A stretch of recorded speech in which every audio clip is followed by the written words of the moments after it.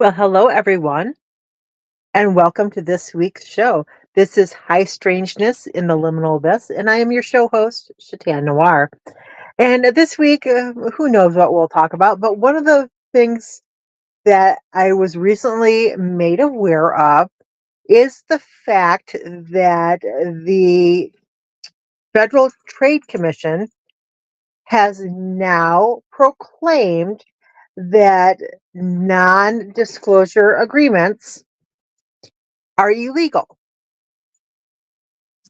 Now, for those of us in the cryptid world, not so much paranormal, but UFO researchers, conspiracy theorists, this opens up a whole can of worms and or rabbit holes, spaghetti, whatever you want to call it, because does that mean that government sanctioned or government employees or agents who were once told you are not allowed to discuss the details of this case or this encounter or this flap or whatever, does that now mean that those regulations, those guidelines, those rulings are lifted?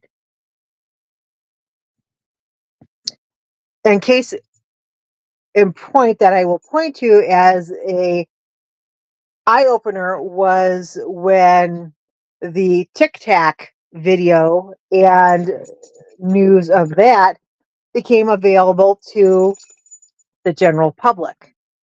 And here are two very um, important pieces of information or video or reports that pertain to UFO activity that our United States government tried to cover up, but because the pilot was videotaping it while he was in pursuit of the UFO or USO or whatever you want to call them, little flying saucers, because he was in pursuit of it and it was recorded on his navigation system of his aircraft. We have these videos that show remarkable maneuverability of these UFOs, being able to dive into the water, being able to instantly stop, change direction, dive under the water, come back up, match speed with the jet fighters, change directions almost instantaneously. Things that our jet fighters, even our most capable pilots, cannot do. And we have evidence of this with these videos. So, with that now opening up, if the non-disclosure agreements, if those are now null and void and illegal according to the Federal Trade Commission, then how is this, going to open up the areas of ufology and cryptozoology and conspiracy theories where things that people have stated for many, many years, oh, that's a government cover up or it's something the military created, something that our government knows about but doesn't want the people to know about. Are we going to see a surfacing of people with firsthand information? Either they've worked directly on the projects, they've seen the evidence themselves.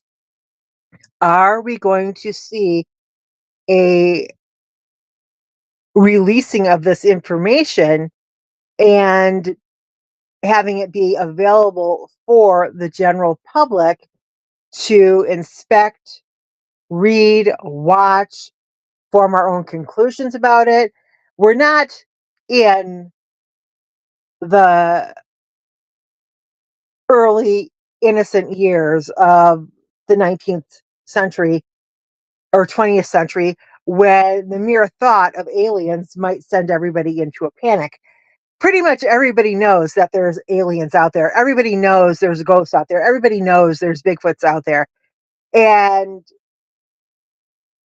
the general public accepts that this information is out there, but what we don't accept is being lied to and told that no, you're seeing a weather balloon. No, you saw uh, a large owl or something else flying around.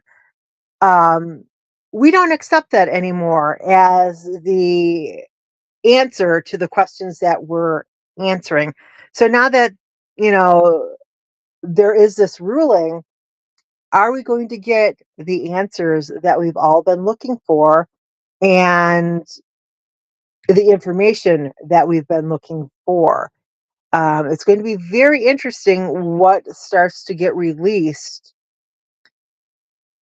within the next 6 months from government agencies who, now that there's, a gag order that's been removed, it's not like they have to worry about whistleblowers coming forward and releasing this information. They should be worried because now they can legally do it and talk about it to any news agency out there, whether it's 60 Minutes or the 10 o'clock news or newspapers, magazines. That's all open for people to now tell this information to, and for people to now have access to. So it's going to be interesting what we're going to see within the next 6 months to a year. Now that that has been officially been made a ruling, and are the Supreme Court's going to uphold that and stand behind that of these non-disclosure agreements are now null and void, and now people can talk about things that they've been told to keep quiet about or to just forget that they saw it. It's going to be really interesting to see where this information or where this is going to lead to.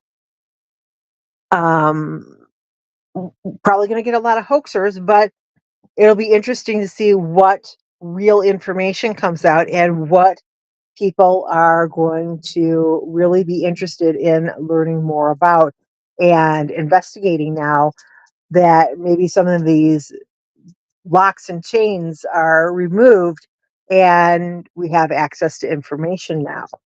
Um, it'll be really interesting. So that's the one of the first things that I wanted to talk about was just how are we as a society going to perceive this new information that comes out, and are people going to grasp it and see it for the information that it is? Are people going to say, oh, it's just hoaxes, they're just trying to mislead us once again and give us some information but not the whole information, not the whole truth about things? So it'll be interesting. I am looking forward to what information is going to come out and what new revelations it's going to lead to of what different people who have had eyewitness interactions with the government as government employees are going to be able to now say and talk about, because we already know that these things exist. We know that the UFOs are out there. We know that the Bigfoots are out there. We know that cryptids are out there. Are we going to get an answer as to whether Dogman and Mothman are interdimensional creatures or extraterrestrial, or are they a government creation? Because I've heard all three of those theories thrown around. I personally believe that they are either interdimensional or they're alien. I don't believe that they are naturally existing here on Earth. Bigfoot, yes, but the other cryptids, Mothman and Dogman, I don't think are. Um, Plenty of your lake monsters could be natural occurring, but there's a lot of other weird cryptids out there that really there's nothing in the fossil record that says that they should be here. So it'll be interesting what kind of insight we get into these cases. Um, and even going back hundreds of years, is this going to open up new insight into old cases where things were dismissed as um, being another species other than what it was, or meteorites, or what have you?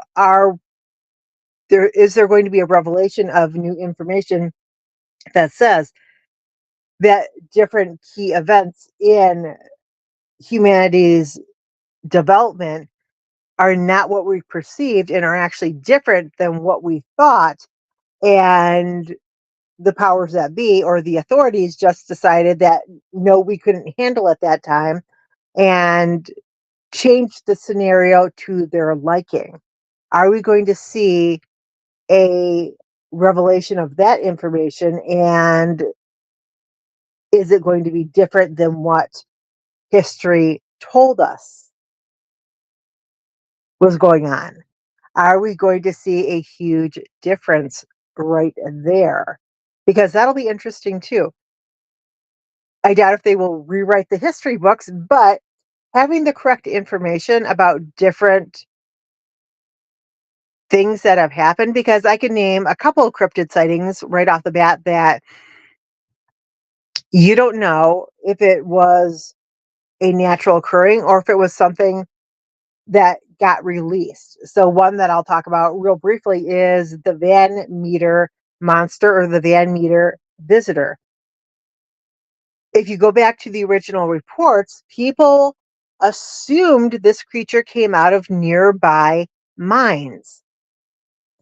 And they chased it back to the mines, and supposedly it was like barricaded inside the mines. But other than it being somewhat pterodactyl looking, this creature had a light that beamed out of it. It emitted either an odor or a smell, or a sound that made people dizzy, lightheaded, would make them lose consciousness. And natural occurring species don't do that. Um, yes, there are some really foul smelling things out there, skunks for one. But other than, like, if you get blasted like right in the face by a skunk, you're going to be throwing up. Guaranteed. The smell is that strong, but it's probably going to not make you lose consciousness. So, what was the scripted that people were seeing all those, 100 years or more ago? What could it have been?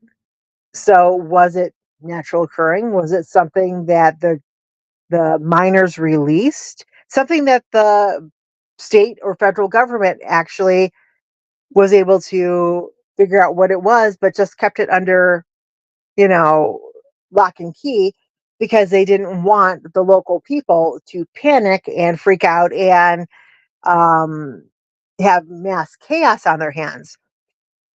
Again, really interesting, how these scenarios are going to play out, and if people are who are researching this are going to get the actual answers that we deserve to have, and the correct, true information.